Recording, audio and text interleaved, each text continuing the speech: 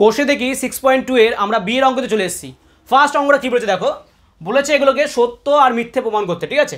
First এটা বলেছে নির্দিষ্ট পরিমাণ টাকার বার্ষিক নির্দিষ্ট শতকরা হার সুদে নির্দিষ্ট সময়ের জন্য চক্রবৃদ্ধি সুদ সরল সুদের থেকে কম হবে।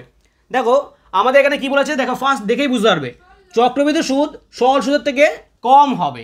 তাহলে চক্রবৃদ্ধি সুদ কি কখনো সরল সুদ থেকে কম হয়?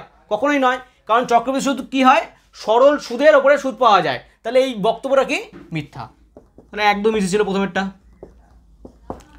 সেকেন্ডটা কি বলেছে, চক্রবৃদ্ধি সুদের ক্ষেত্রে নির্দিষ্ট সময় অন্তর সুদাসলের সঙ্গে যোগ হয়, সেই কারণে আসলের পরিমাণ ক্রমাগত বাড়তে থাকে।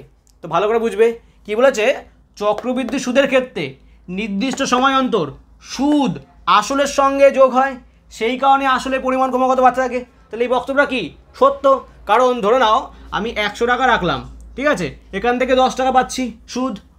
তারপরে কী হলো, পরের বছর কী হবে, এই 10 টাকাটা আর এই 100টা যোগে 110 টাকা কী হবে, আমার সুদাসল হবে, তাই তো, মানে এটাই আমার আসল হয়ে যাবে। কিন্তু এবার এই 110 টাকার পরে আমি আবার সুদ পাবো, এবার আমি 11 টাকা পাবো, কারণ 100 টাকার উপরে 10 টাকা, 10 টাকার উপরে 1 টাকা।